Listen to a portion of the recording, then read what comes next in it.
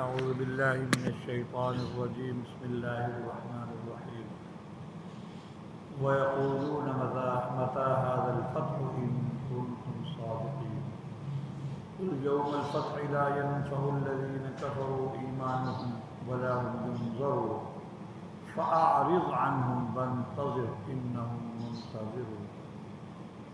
سورہ الف لام میم السجدہ کی آخری 3 آیات مبارکہ میں آپ کے سامنے تلاوت کی ہیں۔ حضور علیہ السلام جب کفار کو یہ فرماتے تھے کہ قیامت قائم ہوگی، اللہ حساب کتاب لیں گے، اس وقت جو ہے حق اور باطل کا عملی طور پر فیصلہ ہو جائے گا، تو جو قیامت کے منکر تھے، کافر تھے، قیامت کے منکر تھے، تو وہ استہزاءً آپ سے یوں کہا کرتے تھے متی ھذا الفتح ان کنتم صادقین، اگر تم سچے ہو تو یہ فتح کا دن کب ہوگا، یہ فیصلے کا دن کب ہوگا۔ یہ ان کا پوچھنا تحقیق اور تفتیش کے لیے نہیں تھا، بلکہ یہ ان کا پوچھنا استہزاءً مذاق اڑانے کے طور پر تھا۔ کئی مقامات پر اللہ پاک نے ان کا یہ استہزاء نقل کیا ہے، متی ھذا الوعد ان کنتم صادقین۔ عام طور پر اللہ پاک جو ہیں اکثر جگہ پر وعد کا لفظ ہے اور یہاں پر فتح کا لفظ ہے، مراد دونوں جگہ فیصلے کا دن ہے، قیامت کا دن ہے۔ فرماتے ہیں کہ وہ لوگ یوں کہتے ہیں استہزاءً کہ یہ فتح کا دن کب ہوگا، یہ فیصلے کا دن کب ہوگا اگر تم سچے ہو۔ تو قل یوم الفتح لا ينفع الذین، آپ جواب میں یہ ارشاد فرما دیجئے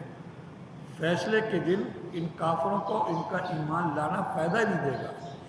جب قیامت قائم ہوگی، قبر سے جب اٹھیں گے تو جب وہ حالات دیکھیں گے تو ہر منکر اقرار کرنے والا ہو جائے گا، ہر مکذب تصدیق کرنے والا ہو جائے گا، نہ ماننے والا ماننے والا ہو جائے گا۔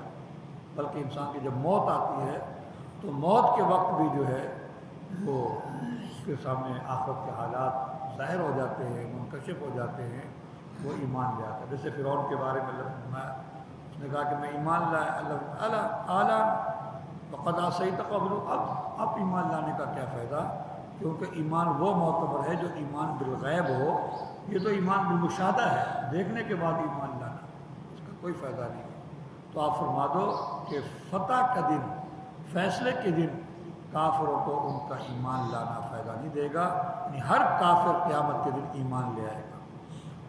ولا هم ينظرون، لیکن اور نہ ہی ان کو مہلت دی جائے گی، ہاں بھائی کچھ جو ہے وہ معذرت کر لو یا کچھ نیکیاں کر لو، وہ دار الجزا ہے، دار العمل نہیں ہے۔ تو اس دن وہ ایمان لے آئیں گے لیکن ان کو ایمان لانا فائدہ بھی نہیں دے گا اور نہ ہی انہیں کوئی مہلت دی جائے گی۔ فَأَعْرِضْ عَنْهُمْ وَانتَظِرْ إِنَّهُمْ مُنتَظِرُونَ، اے محمد صلی اللہ علیہ وسلم آپ ان کی جو ہے بے تکی باتوں سے اعراض کیجیے، زیادہ پریشان نہ ہوئیے، ان کے پیچھے نہ پڑیے، آپ ان سے منہ موڑ لیجیے۔ وانتظر، آپ بھی انتظار کیجیے، یہ بھی انتظار کر رہے ہیں، آپ انتظار کریں اللہ کی مدد کا اور یہ انتظار کر رہے ہیں اللہ کے عذاب کا۔ آپ بھی انتظار کریں اور یہ بھی انتظار کر رہے ہیں، اور ان کی جو ہے بکواسات سے پریشان نہ ہوئیے بلکہ منہ موڑ لیجیے، اعراض کیجیے۔